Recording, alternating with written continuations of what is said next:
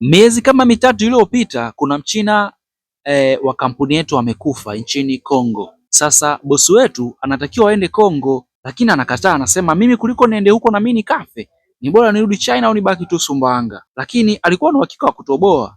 Sasa iko hivi, kampuni yetu ni ya slot machine, lakini baadaye ikafungua kampuni zingine ndogo, si nisemeje, tunasema subsidiary company.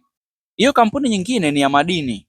Yaani wao wanafanya masuala ya madini. Sijajua kama wanachimba wanalangua tu na kuuza peke yake, mimi sijui. Kule kuna department nyingine ambayo haihusiani na sisi ambao tunafanya kazi za slot machine.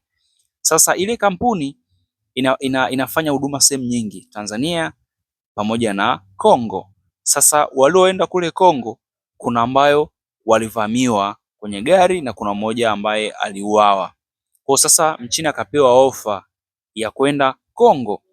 Kwa maelezo yake anadai ukiwa kwenye hiyo engo ya madini ndo kuna uhakika wa kutoboa na kuyafikia malengo kuliko huku ambako yupo kwa sasa. Sasa shida ni kwamba anataka apelekwe Kongo, sema ambako hiyo ofa aliikataa. Akasema kule unakuwa uhakika wa 50% za kuishi alafu na 50 za kufa. Kwa hiyo akaikataa hiyo ofa. Nikamwambia kwa mchongo wa madini unalipa Akasema unalipa, na ndio maana ni mchongo ambao ni wa serikali na makampuni makubwa. Sema tukuingia deep sana kwa sababu hata yeye mwenyewe hakuwa na story nyingi kwenye hiyo engo.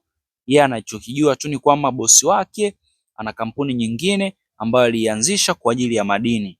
Na mimi ndo nilimuuliza kwa sababu kipindi hicho nilikuwa nimeagizwa nikachukue token Dar es Salaam. Nimefika headquarter nikachukua token alafu nikaagizwa nikachukue na samaki vyakula vya majini vile niwapelekee Sumbawanga wale wa China. Kwa hiyo nitakiwa nikavichukue kwenye hiyo kampuni nyingine sasa mbondo ya madini. Nilipofika kule ndo nikaijua.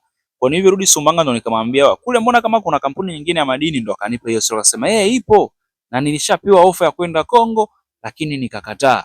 Kwa hiyo mchina bosi wetu alichowaambia akamwambia kama kuna ofa ya kwenda nchi nyingine tofauti na Kongo, siku nyingine basi nivuteni waya, mimi nitaachana hizi mambo afu naenda kwenye madini. Kitu ambacho mchina alinihakikishia akasema kwenye madini kuna hela nyingi, yani kila mchina aliyoko Bongo au aliyopo Afrika yupo tayari kuacha mchongo wote ule anaofanya aenda kafanye mchongo wa madini. Yeye anasema hata kama utakuwa wewe sio mmiliki ni bosi, lakini kuna namna inakulipa zaidi kuliko hiki kitu kingine anachokifanya. Nikamwambia lakini huko mbona mnatengeneza mamilioni ya kutosha? Akasema bwana hebu acha hizo bwana, kuna mamilioni gani? Nikaona mchina na dharau, milioni 200 kwa mwezi ni hela ndogo. Kwa hiyo mbali na kwamba mchina anapenda maisha mazuri, lakini alikiogopa kifo, hataki kwenda Kongo.